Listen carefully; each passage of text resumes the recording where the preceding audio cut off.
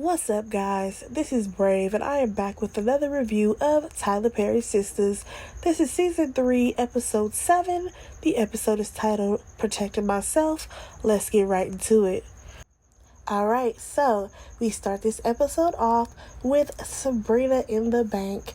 Maurice, he runs up to her trying to figure out what's happening, even though I'm like, I don't understand why you're running up to her, as if you did not hear everything that Jacoby and her just said, because nobody's in this bank, and I'm pretty sure you can hear everything. But anyways, she's like about to cry because there were no tears, and she lets Maurice know that Jacoby basically said that he got fired because she wanted him, and also he was going to take some type of legal action and say that there was some sexual harassment going on. Now, at first, I will say that I was like, okay, great. You have Maurice who's going to give her some sound advice, but he's like, well, you should have never been messing around with a subordinate, considering you are a manager. And I completely agree with that. However, this conversation took a turn, and honestly, I didn't even want to watch the episode any further. Actually, I didn't. I cut it off. It took me a minute to come back to watching this episode because I hate the fact that Tyler wrote in the script, and then these actors had to say this. Maurice gives her the idea that she should go ahead and say that he raped her, because as we already know, Sabrina, she did hook up with Jacoby. Therefore, if she was to say that he raped her, then they would be able to find, what's it called? What is it called, you guys? Well, they would be able to find evidence that he was there. Y'all know what I'm talking. I can't think of what the word is. But either way, the fact that Maurice suggested that, and then he suggested it multiple times, talking about because she needs to keep her job and all this stuff. I'm like, sir, you're going to suggest that she says that this man raped her. Therefore, that is going to lead to him going to jail for who knows how long. We don't know what type of record Jacoby has. I'm just, Tyler, I need for you to think before you write, because clearly you did not think about this situation. I get it. You have Jacoby, he's super mad, and he's saying that he's going to sue the bank, and he's talking about how she fired him because of sexual harassment. Yeah, he's doing all that yelling, but he can also calm down and then realize that he's making a mistake. I think that her marching down to the police department saying, hey, I got raped by somebody and it didn't even happen, that's completely out of line. And the fact that that was even suggested, I'm giving Maurice a complete side eye. And honestly, the most frustrating part of this scene is the fact that neither one of them is actually giving Jacoby any credit. Because at the end of the day, he ended up answering his phone when Sabrina called him that night, and she said, I want you to come over. So he came over to her house. She invited him in. Next thing you know, they end up hooking up a little bit, because then she kept stopping him because Calvin showed up to her door. Now, him having to meet Calvin in an awkward, time, okay, that's still out for work hours. Y'all were not at work when all this happened. Also, the fact that he would not leave until he kept apologizing to her, that was very strange, but whatever. Now, once Jacoby left, she got yelled at by Calvin, and whenever he came back into the bank, what was that, the next day or the day after that? Actually, it might be the next day. Who knows the way Tyler writes, but he has an issue with his bank account, right? That's what Calvin has. When he gets to the bank, literally, the first thing he said to Maurice was, oh, she better not be in there with that dude. First of all, Calvin already had a chip on his shoulders. Now, when Sabrina and Jacoby left out of the her office, and they opened up the door, he had an attitude, Calvin did, because he saw Jacoby, and Jacoby's first response was, hey man, I'm not even in this. And he was right. He had nothing to do with that situation at the bank, because once he got to the bank, the only focus that Calvin should have had was him figuring out how to get his money back. But instead, because Sabrina was being very nasty towards him, let's be honest, she was still pissed off because he called her out the night before, telling her that all she does is listen to other people, which he didn't lie.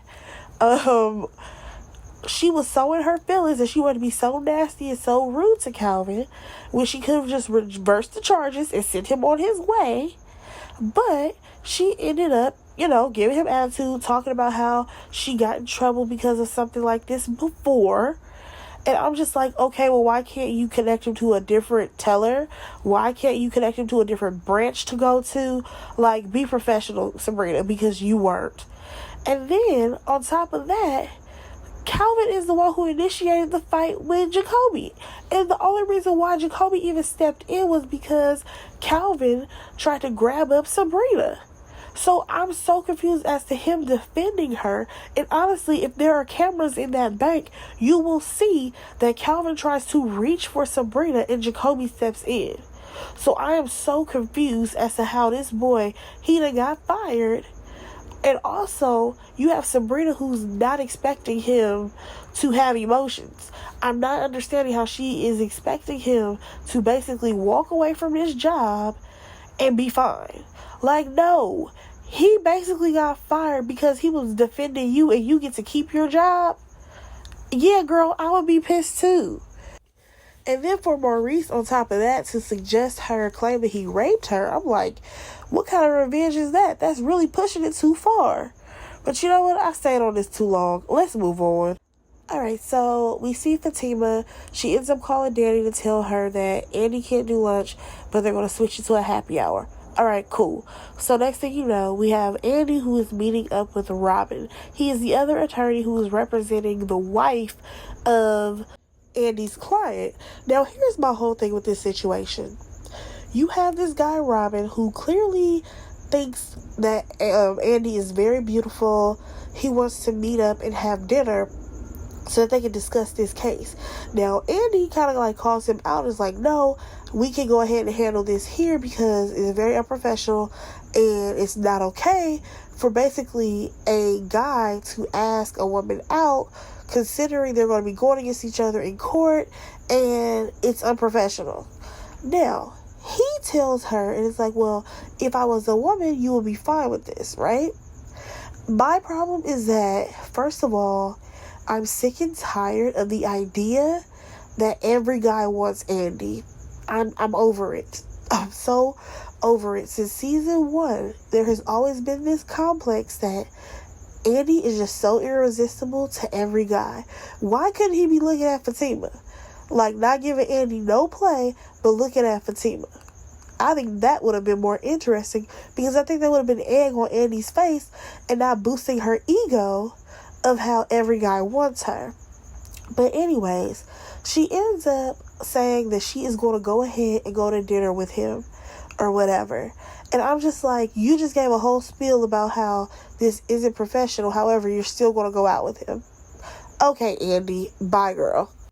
Because you could have easily told him, no, actually, since we're already here, we can handle this right now in this conference room.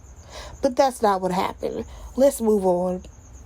Alright, so we actually see Hayden. I completely forgot about this character because I was so over him last season.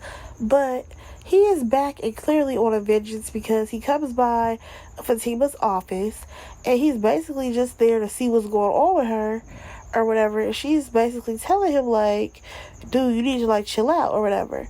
So he ends up leaving, and then he makes a phone call to someone by the name of Dion.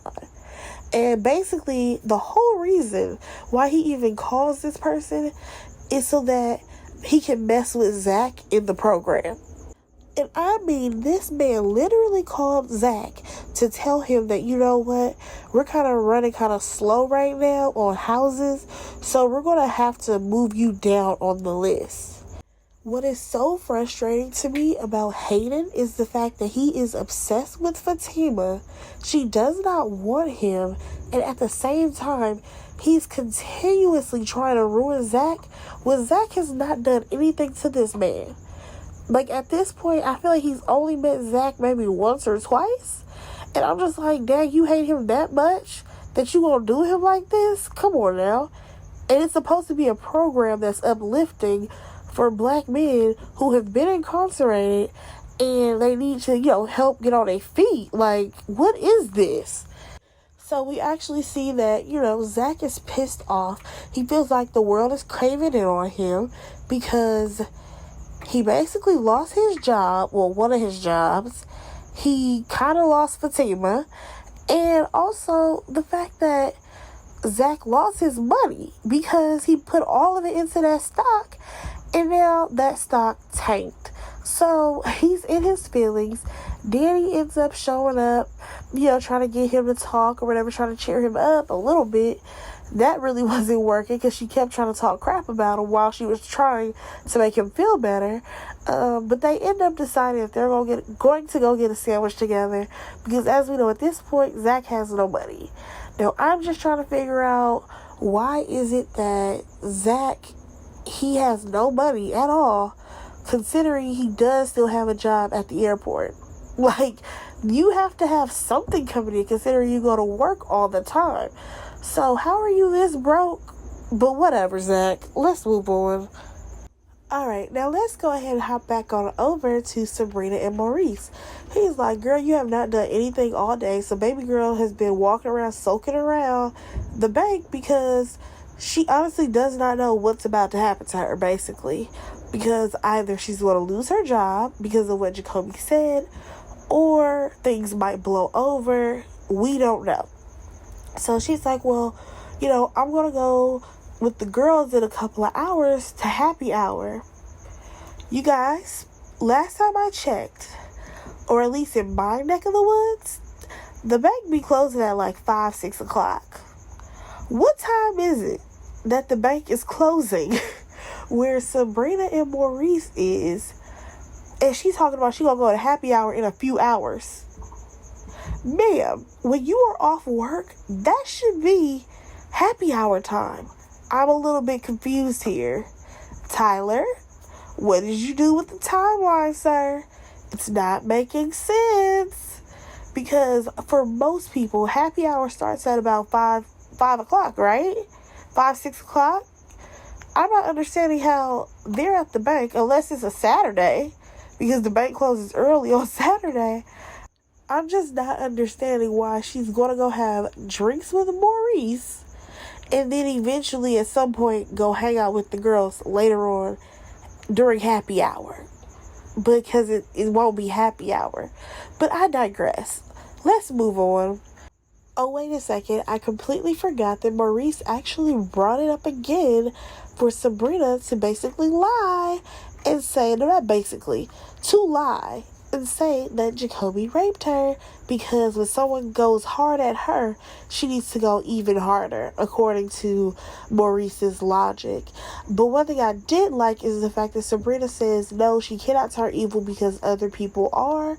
And I'm just like, yes, please do not follow Maurice in this, because he's giving you terrible advice that you would definitely regret in the future. Alright, so we jump back over to Fatima and Andy. Fatima is walking into Andy's office and she's like, oh, you know what you need?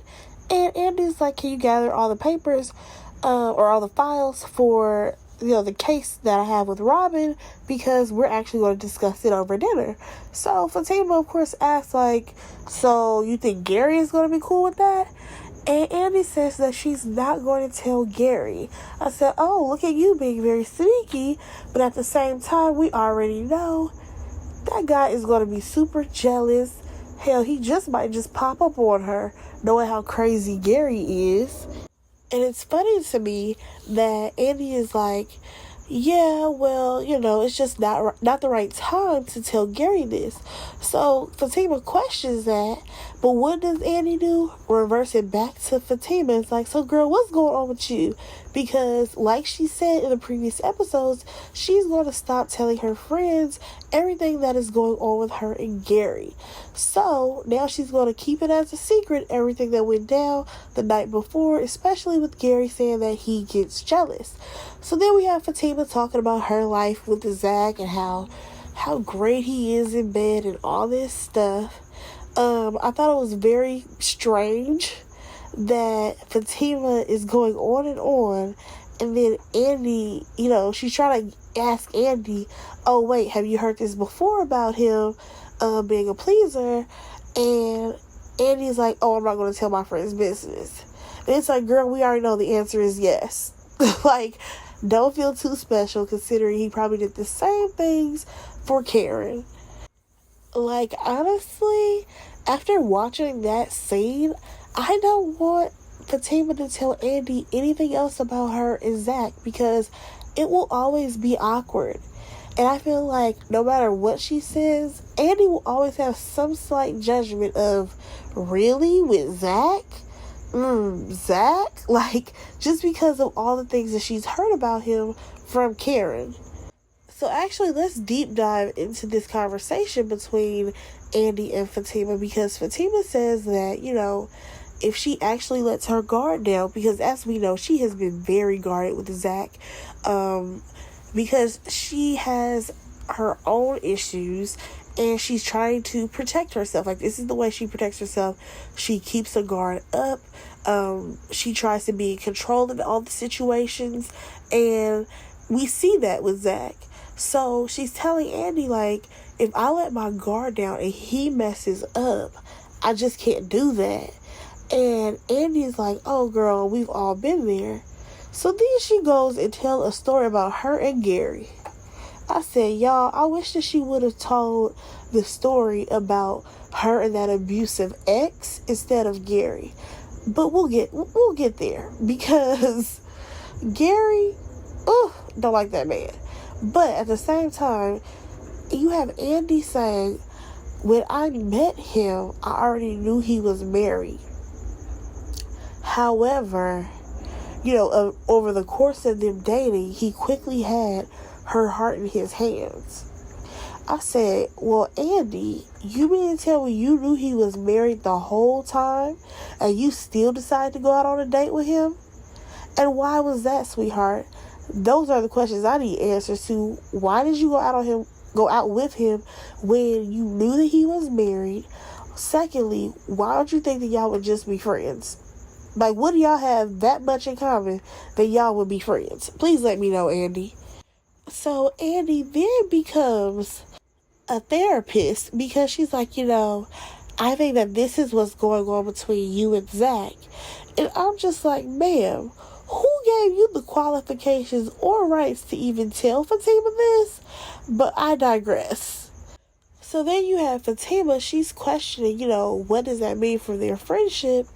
And according to Andy, I guess, everything will still remain the same. Like, Fatima is saying how it's going to be so awkward, but I guess Andy will work out those internal conflicts on her own.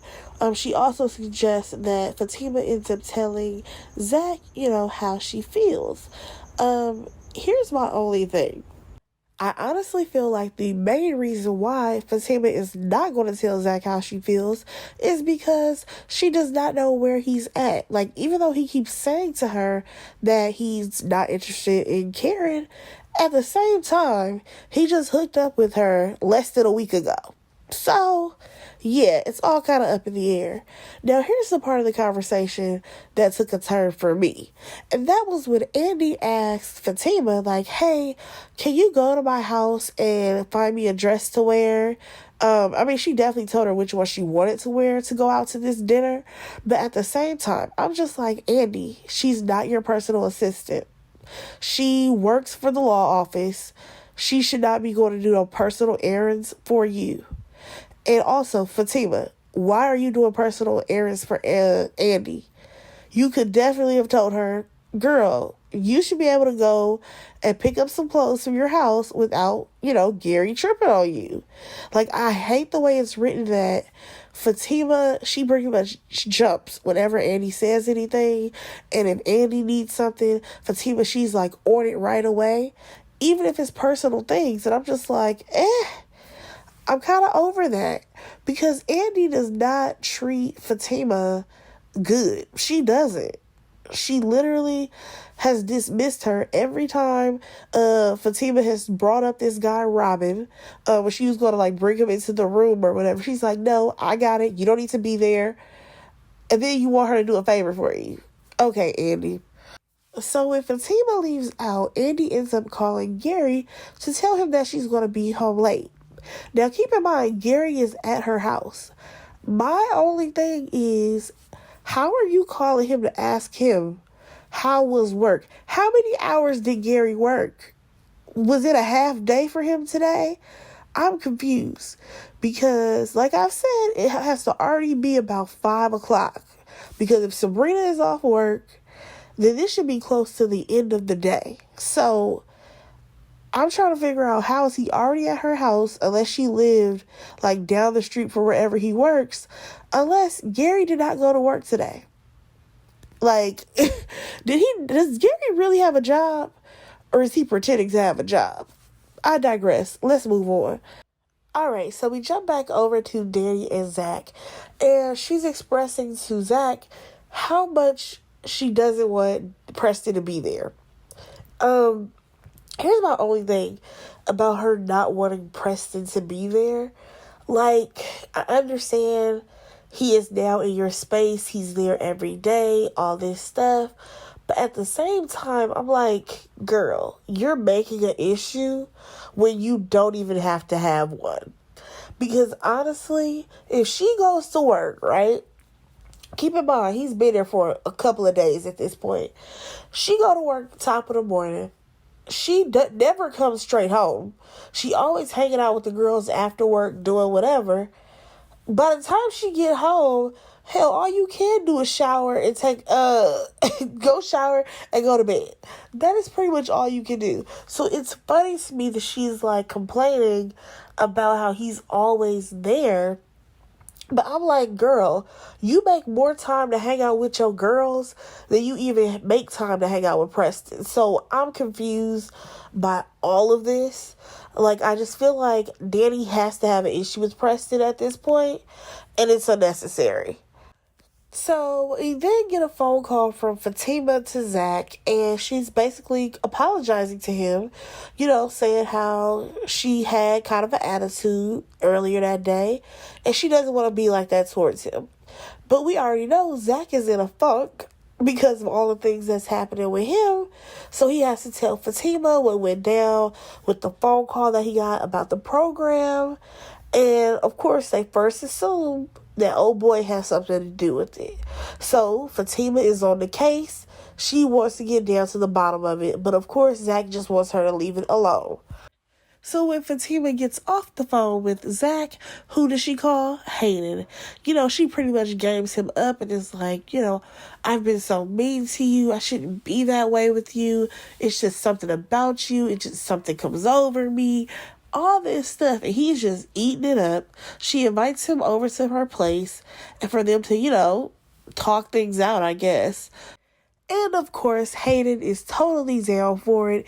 He will be there on time, I'm pretty sure, because he thinks that Fatima is giving him a chance. Alright, so now we get this random scene, or at least it's random to me, of Sabrina and Maurice. They're where? At the gay club. I don't even know the name of this club, but they're at the club or whatever getting drinks. And the bartender, he brings up the fact that Q has let him know how nice Maurice was to him, because instead of actually getting Q arrested, he let this man walk free so that way he can go ahead and steal somebody else's checkbook. And Maurice is like, well, my mom, she threw me out when I was younger. So he basically has a soft spot for Q in his heart. And I'm like, sir, I understand that you may have gone through a similar situation as to your parents throwing you out because they found out that you were gay. However, he cannot be at this big age, because I think he was late 20s or something. He cannot be that old stealing people's checkbooks so that way he can get money off of them and emptying out their bank accounts. I'm sorry, this whole thing does not make any sense to me. Because when I go back and think about it, Maurice did not find out that this guy had been through so much until he talked to Calvin. And when Calvin was like, oh, wow, Maurice, I'm proud of you. So I'm confused as to why he felt the need to let him go. Like, I'm sorry, this storyline is really stupid. It is. At this point, it is. Because there's no way you can justify someone stealing your friends their card information. Like, he literally stole that man's checkbooks, emptied out his bank account, and you gonna justify it because he's had a hard life? No, absolutely not. Because at that point, I feel like I said in my previous review, Calvin, if you were there when Maurice was talking to the old boy, you should have actually came out of the room and had some words for him, considering he took your stuff. Secondly, Maurice, you should be more of a friend to Calvin than you should be a friend of Q, because you don't even know that man. Like, come on, y'all. Make it make sense. Am I going crazy here? But I just definitely don't understand how Maurice is giving this guy a pass when he took this guy's money. Let me just move on. So we next go to Karen's salon. She is wrapping up her last customer. Her and Pam are about to get up out of there. However, there's a guy who's standing at the door. Now, Pam does not open up the door for him, so he ends up sliding the envelope underneath the door. And, Karen's about to open it. I found it interesting that Pam is like, don't open that because it might have corona in it. And I'm just like, what? Because you guys didn't even address the coronavirus, but okay. So Karen ends up opening up the piece of mail, and clearly it's some information in there that's probably saying that she's getting sued, and it has something to do with Andy, because she was like, damn it, Andy, at the end of that scene. Let's go ahead and move on, because this next scene, the only thing I kept looking at is that atrocious outfit with that janky wig that Danny has on. I can't take it. What is this? Okay, so when we see Preston, he's like complimenting Danny on wearing this dress, and he's just trying to talk to his girlfriend or whatever they are. I'm not even sure if they're official yet. So he's trying to talk to Danny. Danny is practically giving him all this attitude. Honestly, I hate that their situation is that now she's irritated by the fact that he's at her house. I would rather her be irritated by the fact that they never go out on dates. How about that? Like, that is one thing that I feel like this show does not display, is them taking these women out. Like, I'm tired of Aaron showing up to Karen's house. I'm tired of Zach showing up to Fatima's house. I'm tired of Preston and Danny not taking the initiative to go out on a date instead of always be sitting at home. I mean, even Andy and Gary. Like, why don't these people go out on dates? I don't understand. I mean, I get from the filming perspective because of COVID and all that stuff. But with his studio, he can definitely build a place where they can like go to a diner or go to a bar, go anywhere. I just don't understand this. But back to the topic at hand, you have Danny who is being very, what's the word? I don't want to say rude, but I just feel like every time Preston said one thing to her, she kind of had like a comeback about it, and she was bothered. Like, she did not want to be around Preston, and I'm just like, I'm already over this storyline, because he's being genuinely nice to you, and he's just, asking you about your day. And you have a problem with that. I mean, she wouldn't even ask him about his day. And I'm just like, girl, well, let's break down Danny's day. Every time we've seen her, it has been she wakes up in the morning, goes to work, goes to hang out with the girls, because let's be honest, since this season has started, she has been with the girls more than she's even been with Preston.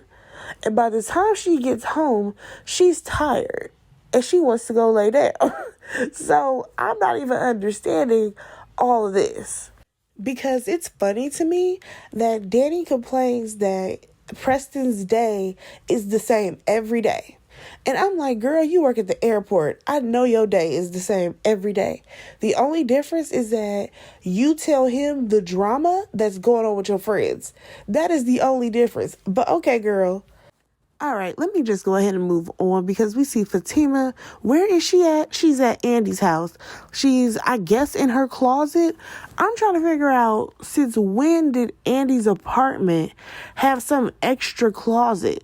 Not an extra room, but just some extra closet, because it's very strange that her closet was not a part of her bedroom.